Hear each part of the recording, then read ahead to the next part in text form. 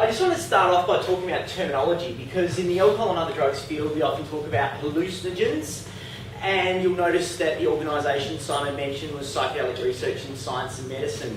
I don't like this term hallucinogen because it conflates a range of substances that are very, very different.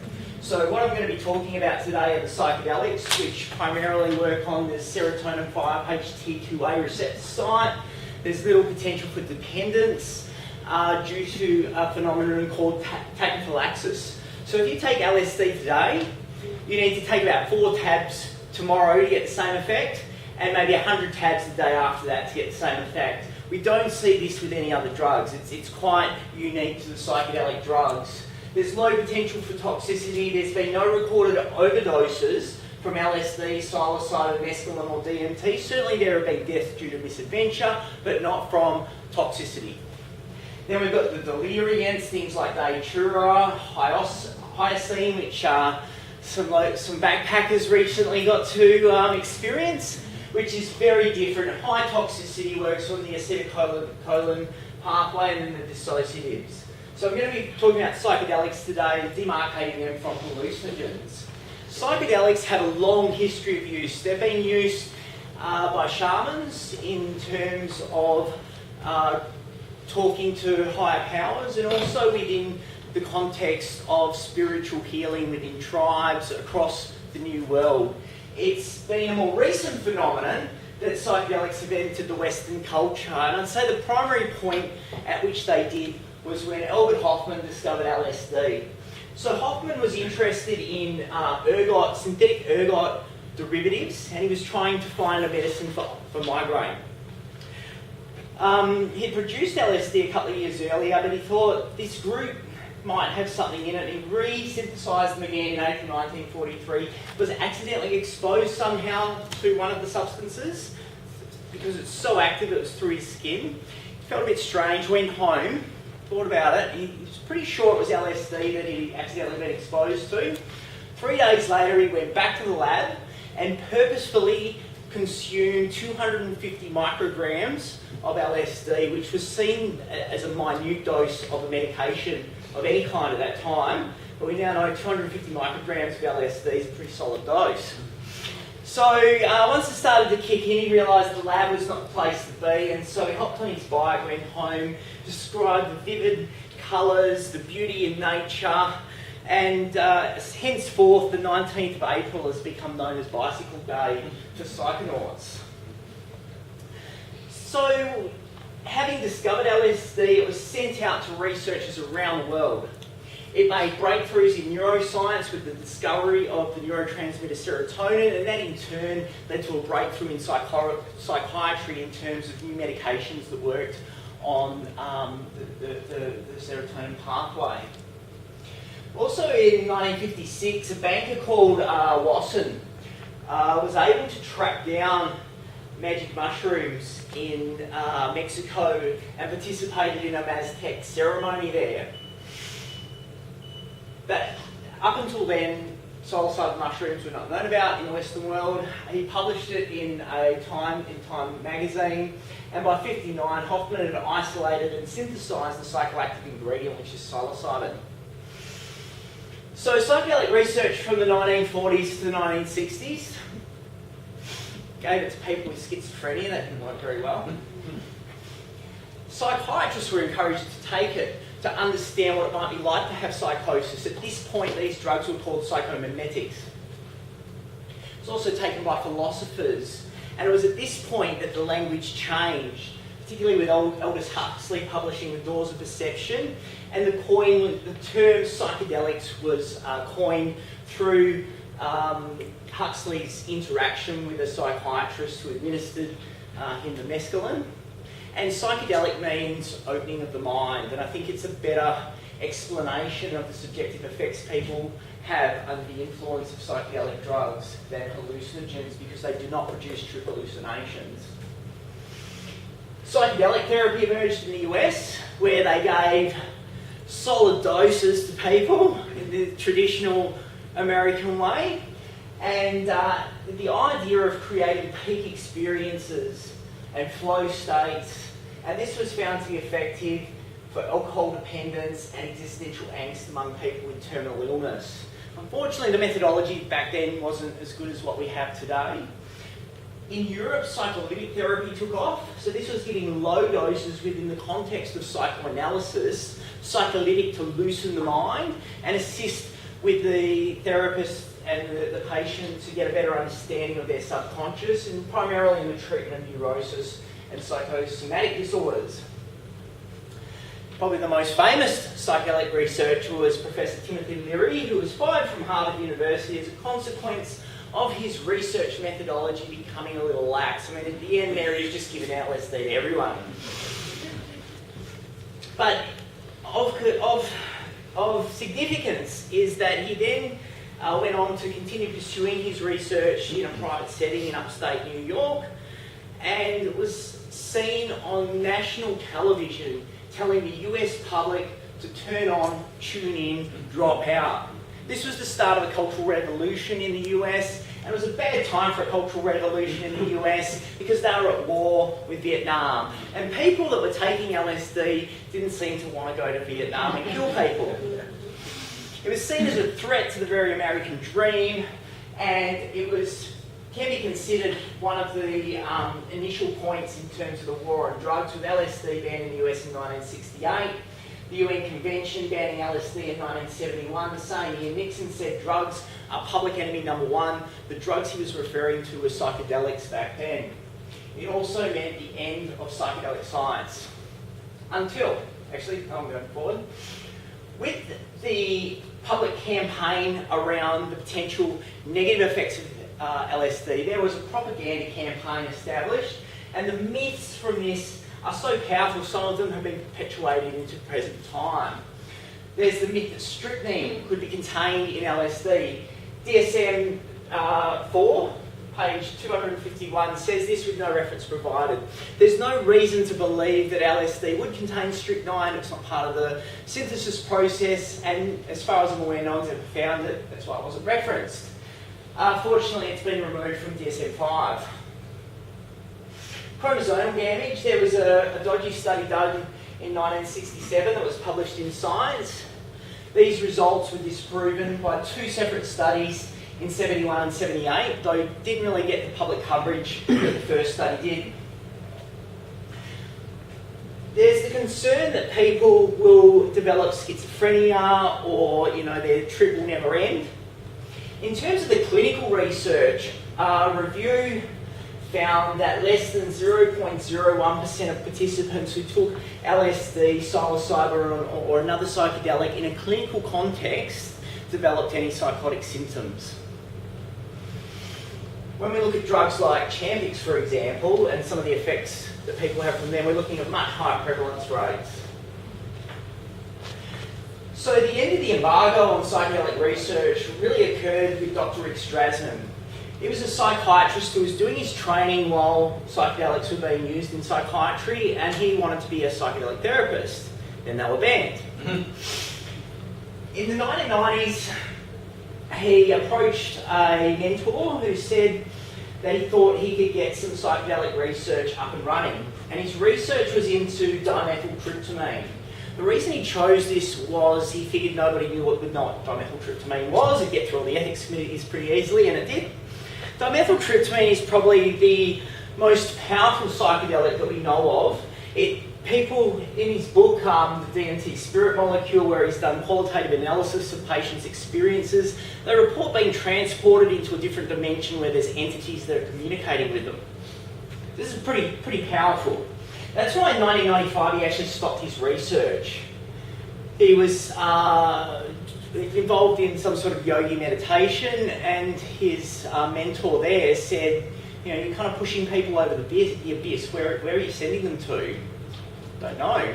And felt then it was unethical to be administering people DMT. The studies he was doing was pretty basic. I mean, he was just looking at bloods, plasma levels, metabolism, that sort of thing. But what was significant was these qualitative reports that he was able to extract. And this really opened Pandora's box. Since that time, there's been a significant international psychedelic science renaissance occurring internationally. So this is just the publications coming out of the Beckley Foundation. It's just one of many organisations that are engaged in psychedelic science and the International Psychedelic Science Renaissance. So what have we learned? Certainly learned a lot recently about consciousness. We've learned that it can be a potential treatment for refractory depression. It's effective in the treatment of end-of-life anxiety. It may be an effective treatment for substance use disorders, and Mdma is proving to be quite effective in the treatment of refractory post-traumatic stress disorder, in particular Mdma. So we used to think that psychedelic drugs turned on parts of the brain, and that's what led to those visual effects that people experience. But in fact what it does is it turns off a part of the brain called the default mode network.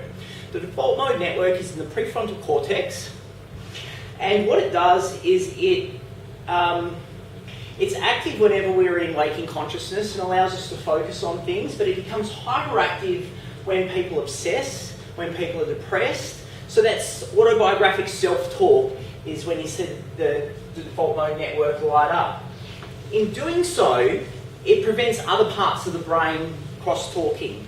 So it's quite a consolidated pathway that's pretty much always turned on when we're in a waking state. Psychedelics actually turn the default mode network off. And that looks like this. So this is the neural connections. I don't know, make it do the thing. This is one in the middle. Aha. So that, I'm doing all kinds of things now. That is a human brain placebo, and you can see the connections between different parts of the brain. This is the brain on psilocybin. So you can see all these different pathways interconnecting that wouldn't normally connect. And it's been hypothesised that this leads to the creativity that people experience while under the influence of psychedelics, and provides a rationale for the use of psychedelics in the treatment of depression. Because people may see the world in a completely different way than they've seen before while they're under the influence of a psychedelic drug. And that's certainly been demonstrated. It's also hypothesised why people experience mystical experiences while under the experience of psychedelic drugs. This was demonstrated with the first John Hopkins study. So this, you can see down below, is the environment, aesthetic environment within which the research was conducted. And they just wanted to demonstrate empirically that these psilocybin in particular could predictably lead to mystical states. So they conducted a randomised controlled trial using Ritalin as an active placebo. 36 psychedelic naive participants, so they were all screened very carefully, and they had to have some sort of spiritual framework to come into the study. 58% had a complete mystical experience. 14-month follow-up, 58% said it was within the top 5 most personally meaningful experiences, and 67 said it was in the top 5 most spiritually significant experiences of their life. So with regard to the personally meaningful ones, this is comparing it to, the birth of a child, marriage, things like that. These are pretty high numbers. They did some more studies, pulled the data, and McLean and colleagues found that in follow-up, from baseline to follow-up, there were changes in personality. We usually think of personality as a fairly rigid construct, but they saw a significant difference pre and post, particularly in the domain of openness. So in terms of psychedelic enhanced therapy, why would we give people psychedelics in the context of psychotherapy? LSD is being shown to increase suggestibility, so that could be leveraged. Emotional responses to music have been enhanced, and in fact, a qualitative analysis of a study I'm going to show you soon showed just how the music interacted with the psychedelic drug to facilitate the therapeutic response. That's just been published now. So what does it look like? Basically, a good screening exclusion criteria, generally a co-therapy male-female team, often a psychiatrist and a clinical psychologist. There are preparation sessions which involve allowing the person to get an understanding of what the drug experience may be like, and ensuring that they have good anxiety and stress management strategies in case they encounter a challenging experience under the influence of the psychedelic. Then they have the drug session or sessions depending on the protocol. Some involve an overnight stay, and they always have an integration session the next day to integrate what it was they experienced and try to unpack how they're going to apply that into their everyday life. So this was the trial that I was talking about with regard to depression. So it was an open label trial, treatment-resistant depression, 12 people. And he said that most people after the psilocybin no longer met criteria, but at 3-month follow-up, a few still had some mild to moderate symptoms and some didn't respond very well. What's really interesting is subsequent research found that the guys that had the strongest responses under the fMRI, they had the most reduction in the default mode network, and they had the strongest mystical experiences. So mystical experience, default mode network, and reduction in depression symptoms all correlate. So palliative care, 2 randomised controlled trials were published in 2016 looking at psilocybin for people with end-stage cancer who are experiencing anxiety and depression. These studies were, one was at New York University, one was at UCLA, but there's also been research at Johns Hopkins in this area.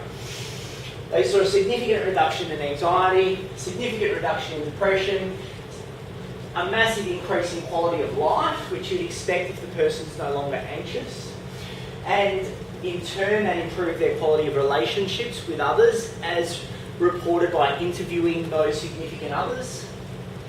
And given all of this data, there's a question mark around whether this group, the Hoffman Institute, who have sort of not really sponsored but been overseeing all of these trials in the US, whether they're going to put in an application to the FDA to start phase 3 clinical trials in this area. And I wouldn't be surprised if we see that in the next 12 to 18 months. Tobacco dependence. Johns Hopkins did an open-label trial of psilocybin-assisted psychotherapy for the treatment of tobacco. And you can see that from intake to 6-month follow-up, they saw a significant reduction in smoking. And in fact, 67% were abstinent at 12-month follow-up. If you look at the data on Champix, about 25 to 27% cessation rate at 12-month follow-up. So this is really exciting stuff. Again, they found that the mystical experience was a key factor in predicting outcome. And they are now recruiting for a randomised controlled trial, replicating that so that they're gathering further evidence. Meanwhile, at New York University, they did an open-label trial, psilocybin-assisted psychotherapy for alcohol dependence. And you can see from the graph that after the first psilocybin experience, there was a decrease in drinking days and heavy drinking days that was followed up to week 36. These guys are now recruiting over 100 people for a randomised controlled trial of this protocol, and they're also going to be doing brain scans as well to enhance the understanding of what's actually going on in the brain when people are experiencing psilocybin in the context of psychotherapy for addictions.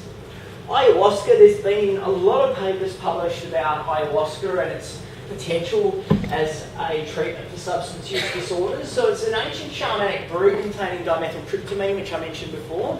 Dimethyltryptamine is not orally active, so generally used recreationally. It's smoked. In the Amazon, sometimes they make a mixture that can be insufflated.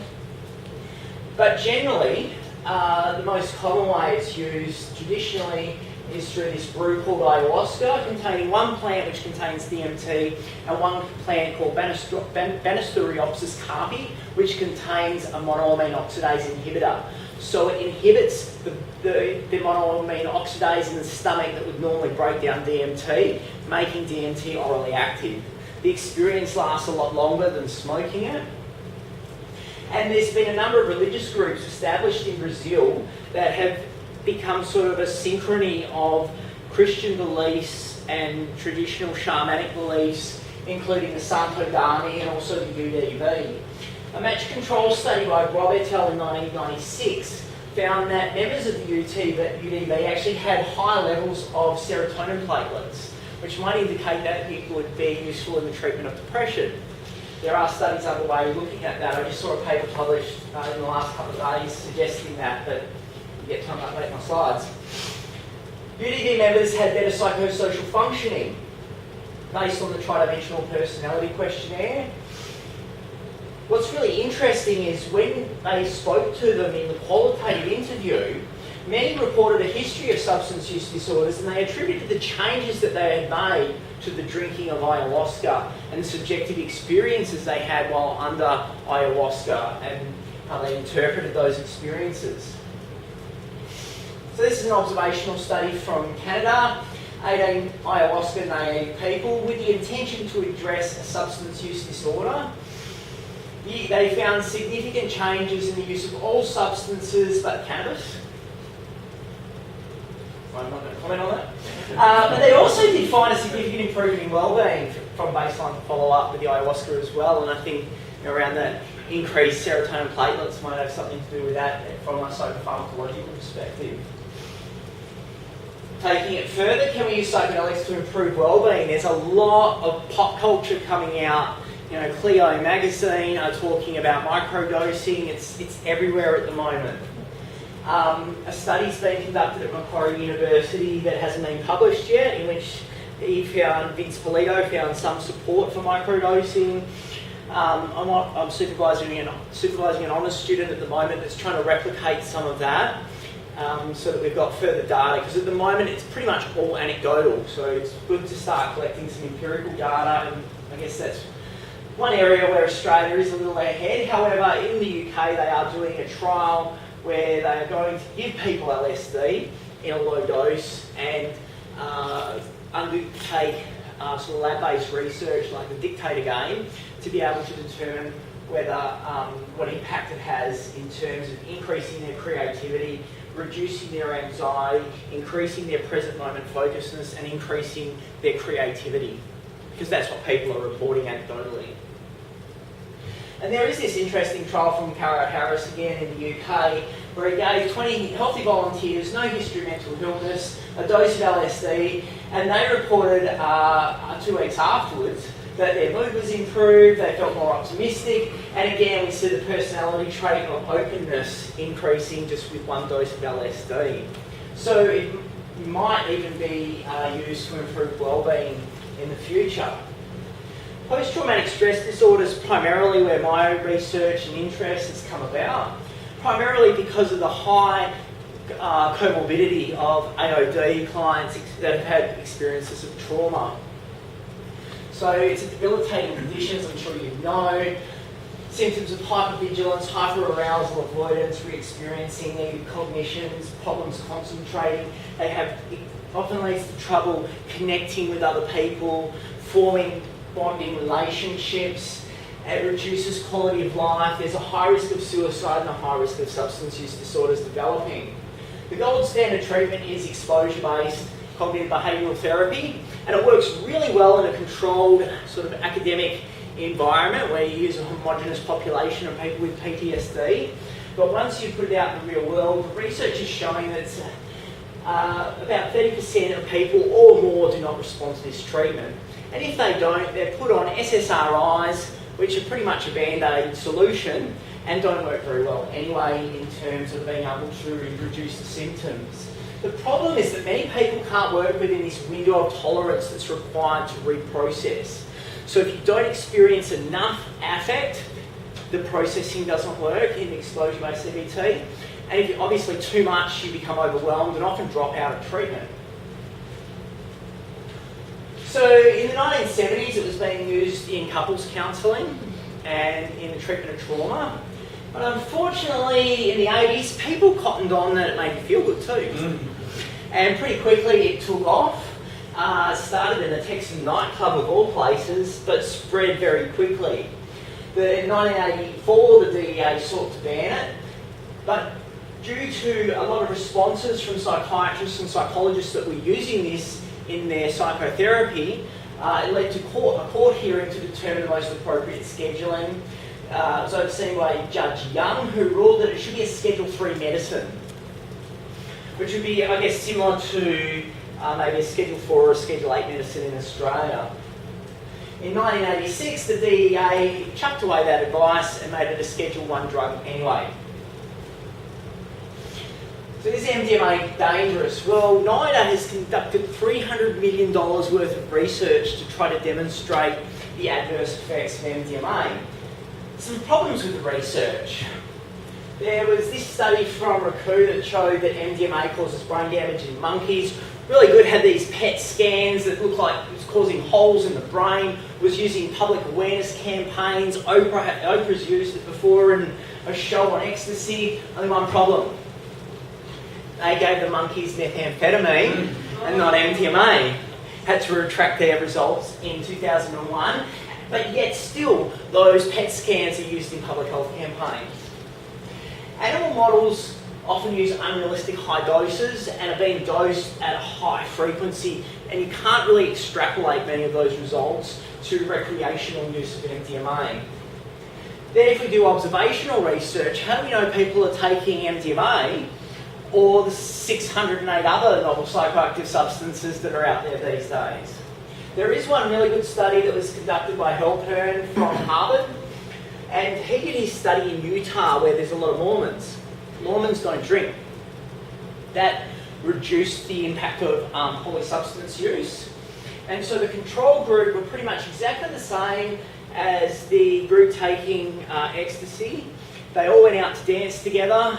One didn't use any drugs, one used MDMA on a somewhat frequent basis. He found no differences in any cognitive measures. So this $300 million worth of research has actually been leveraged by MAPS, who are the primary sponsor of the MDMA trials that are happening around the world at the moment.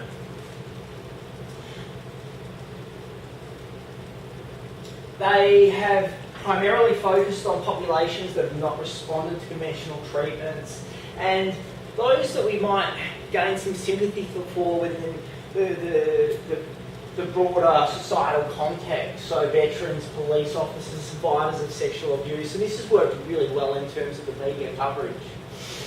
And as I mentioned, MAPS were able to use that $300 million worth of research by NIDA, submitted it to the FDA, and the FDA said no need to do phase 1 clinical trials, straight commence phase 2 clinical trials. So the flagship study involved a treatment manual with elements of psychodynamic, transpersonal and trauma-focused CBT. It's far less directive than exposure-based CBT. When the person undergoes the MDMA experience, they agree that they will approach the trauma experience, and if they don't, the therapists are allowed to bring it up, but 99% of the time they spontaneously bring it up. What's really interesting, having been able to watch a number of sessions of this MDMA-assisted psychotherapy, is the non-directive nature of it and the way in which people seem to do their own cognitive restructuring and spontaneously start telling the therapist about the different way that they see the situation, which we'd normally do in CBT. It increases trust and empathy, which is helpful in terms of the therapeutic bond. But most importantly, it reduces the fear of exposure, primarily through reduced activity in the amygdala. This allows people to work within the window of tolerance, and it does so without affecting the prefrontal cortex. So if you get someone who has trauma, if you give them a lot of alcohol, they'll be able to talk about the traumatic event, but they won't be able to process it because the prefrontal cortex is impaired. MDMA is unique because it doesn't impair in that way. And it increases self-acceptance through that cognitive restructuring. So often people with survivor's guilt, while they're under the influence of MDMA, feel like they're able to forgive themselves due to the nature of MDMA sort of being an empathogenic drug. Once you've used MDMA in psychotherapy, it's like being an artist who's only painted in charcoal, and then one day finds oil colours and realises everything that's available to him.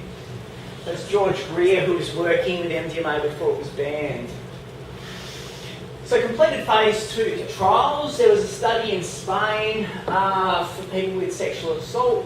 Fortunately, it was shut down after 6 participants due to political pressure.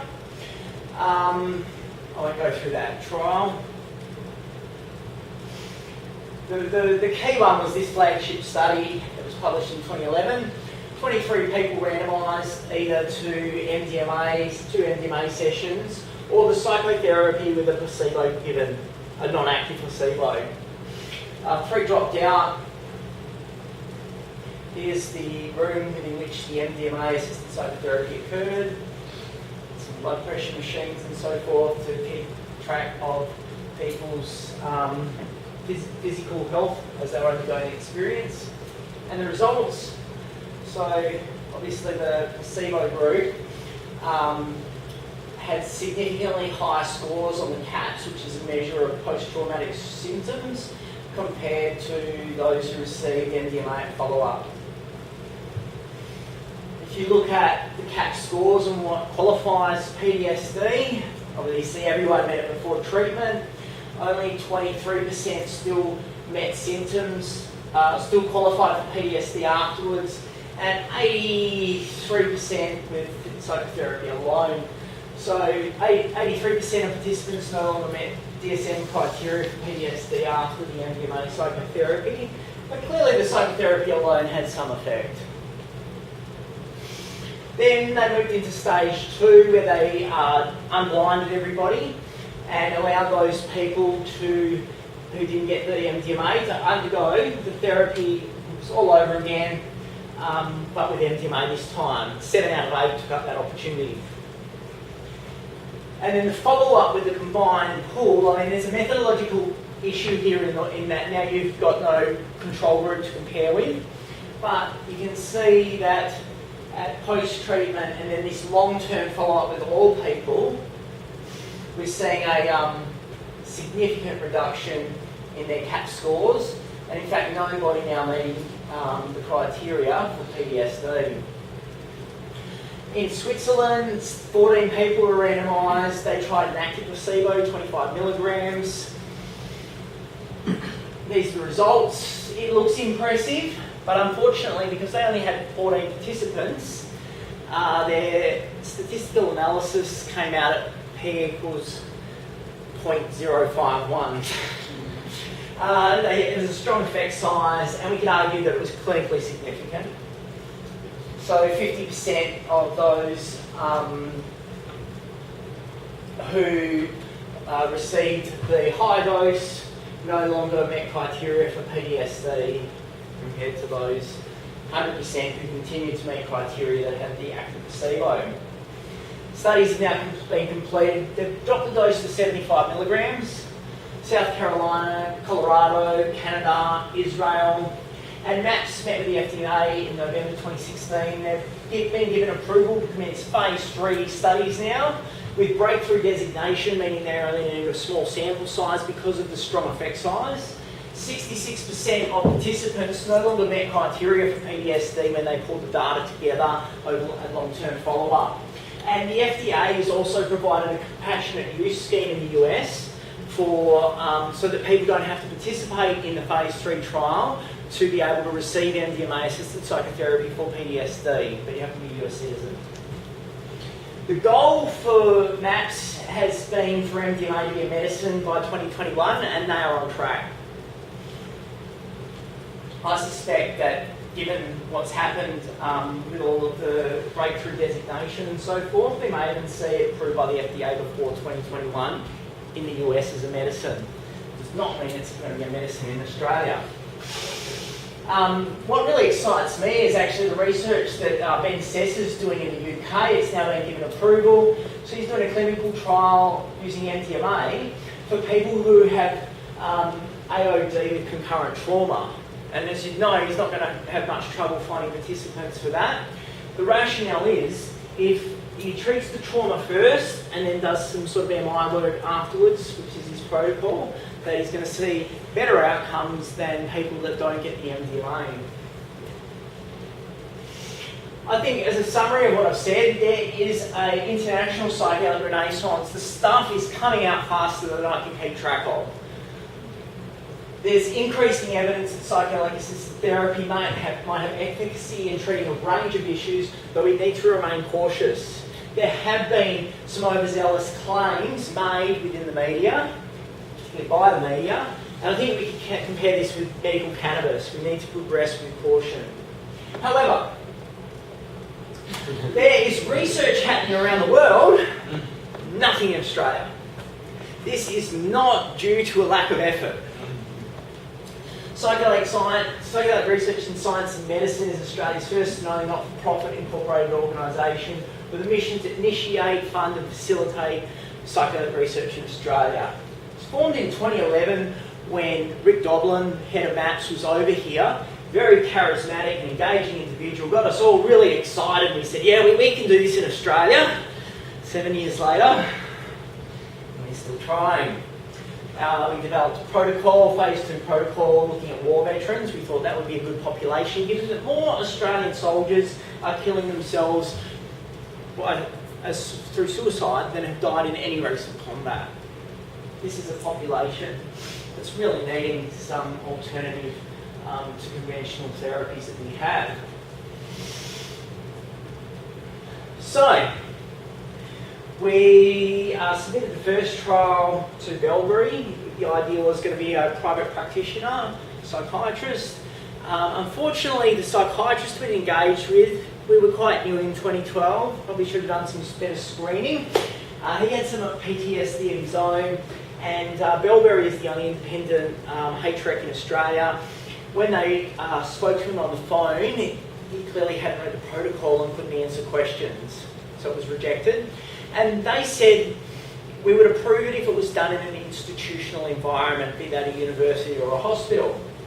So, in 2016, yeah, I think 2016, it might have been 2017, we found a new psychiatrist who'd done very well in private practice, and he was quite keen to put his reputation on the line. He engaged with a professor at Deakin University. They submitted the protocol to the Deakin HREC. Before it hit the HREC, Deputy Vice Chancellor of Research came in and said, not at Deakin. Number 2. So since then, we have been trying to, I guess what we've realised is there's some academic conservatism out there. If we look at patterns of drug use, most people who use drugs don't experience harm. But most of our research focuses on that pointy end. Mugford talks about this as the pathological paradigm of drug use, and it persists throughout academia and through dominant discourse within the public sphere. People's careers are vested in the science supporting conventional treatments and maintaining the idea that psychedelic drugs are dangerous. Institutions have been developed that have vested financial interest in maintaining the status quo, including that exposure-based CBT is the gold standard. So we've been publishing papers in local journals, Australian New Zealand Journal of Psychiatry, Drug and Alcohol Review, and we've just had a paper accepted pending a minor revision for Australian psychologists to try to increase people's awareness of psychedelic drugs, challenging some of those myths that have been perpetuated through the propaganda campaign, and hopefully get people on board. I can say that since moving from Melbourne to Kelm University, the Deputy Vice Pro-Chancellor of Research at ECU is quite supportive and has asked why aren't we doing this in Australia. So I'm feeling a little more optimistic than I was 12 months ago. Thank you. Made it in time and all.